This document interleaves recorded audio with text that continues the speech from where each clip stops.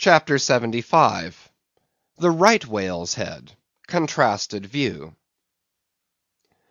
Crossing the deck, let us now have a good long look at the right whale's head. As in general shape the noble sperm whale's head may be compared to a Roman war chariot, especially in front where it is so broadly rounded, so at a broad view the right whale's head bears a rather inelegant resemblance to a gigantic galliot-toed shoe. 200 years ago, an old Dutch voyager likened its shape to that of a shoemaker's last; and in this same last or shoe, that old woman of the nursery tale with her swarming brood might very comfortably be lodged, she and all her progeny. But as you come nearer to this great head, it begins to assume different aspects, according to your point of view. If you stand on its summit and look at these two F-shaped spout holes, you would take the whole head for an enormous bass viol, and these spiracles the apertures in its sounding board.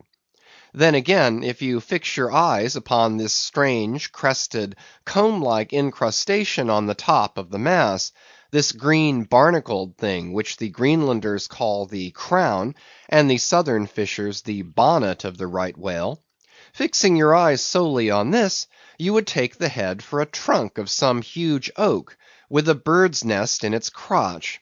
At any rate, when you watch those live crabs that nestle here on this bonnet, such an idea will be almost sure to occur to you, unless indeed your fancy has been fixed by the technical term crown also bestowed upon it, in which case you will take great interest in thinking how this mighty monster is actually a diademed king of the sea, whose green crown has been put together for him in this marvellous manner. But if this whale be a king, he is a very sulky looking fellow to grace a diadem. Look at that hanging lower lip; what a huge sulk and pout is there! A sulk and pout by carpenter's measurement, about 20 feet long and 5 feet deep; a sulk and pout that will yield you some 500 gallons of oil and more. A great pity now that this unfortunate whale should be hare-lipped. The fissure is about a foot across. Probably the mother during an important interval was sailing down the Peruvian coast when earthquakes caused the beach to gape. Over this lip, as over a slippery threshold, we now slide into the mouth. Upon my word, were I at Mackinaw, I should take this to be the inside of an Indian wigwam. Good Lord! Is this the road that Jonah went?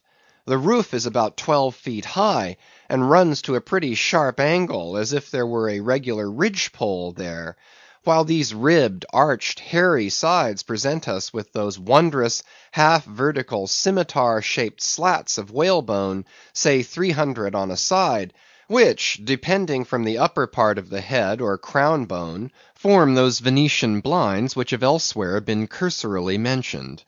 The edges of these bones are fringed with hairy fibres, through which the right whale strains the water, and in whose intricacies he retains the small fish when open-mouthed he goes through the seas of brit in feeding time. In the central blinds of bone, as they stand in their natural order, there are certain curious marks, curves, hollows, and ridges, whereby some whalemen calculate the creature's age, as the age of an oak by its circular rings. Though the certainty of this criterion is far from demonstrable, yet it has the savour of analogical probability. At any rate, if we yield to it, we must grant a far greater age to the right whale than at first glance will seem reasonable. In old times there seem to have prevailed the most curious fancies concerning these blinds. One voyager in Purchas calls them the wondrous whiskers inside of the whale's mouth; another, hog's bristles; a third old gentleman, in Hakluyt, uses the following elegant language: "There are about 250 fins growing on each side of his upper chop, which arch over his tongue on each side of his mouth." Footnote: This reminds us that the right whale really has a sort of whisker, or rather a mustache, consisting of a few scattered white hairs on the upper part of the outer end of the lower jaw, Sometimes these tufts impart a rather brigandish expression to his otherwise solemn countenance. End of footnote. As everyone knows, these same hog's bristles, fins, whiskers, blinds, or whatever you please, furnish to the ladies their busks and other stiffening contrivances.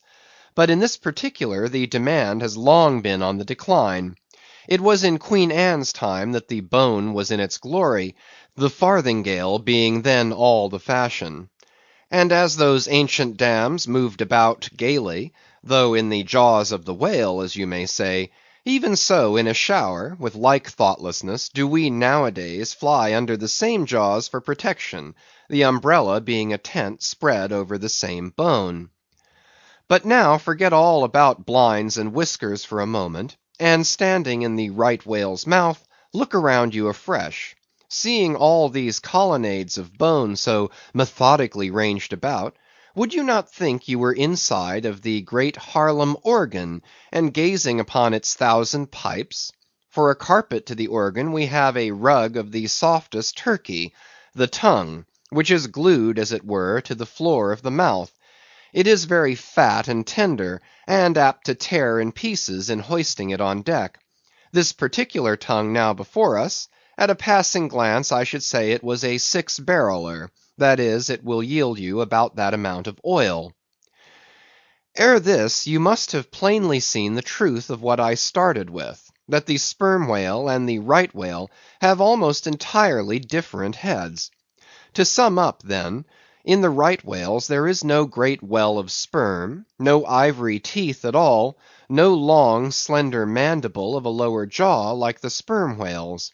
Nor in the sperm whale are there any of those blinds of bone, no huge lower lip, and scarcely anything of a tongue. Again, the right whale has 2 external spout holes, the sperm whale only 1. Look your last now on these venerable hooded heads, while they yet lie together, for one will soon sink unrecorded in the sea, and the other will not be very long in following. Can you catch the expression of the sperm whales there? It is the same he died with, only some of the longer wrinkles in the forehead now seem faded away. I think his broad brow to be full of a prairie-like placidity, born of a speculative indifference as to death. But mark the other head's expression. See that amazing lower lip pressed by accident against the vessel's side, so as firmly to embrace the jaw. Does not this whole head seem to speak of an enormous practical resolution in facing death? This right whale I take to have been a Stoic; the sperm whale a Platonian, who might have taken up Spinoza in his latter years.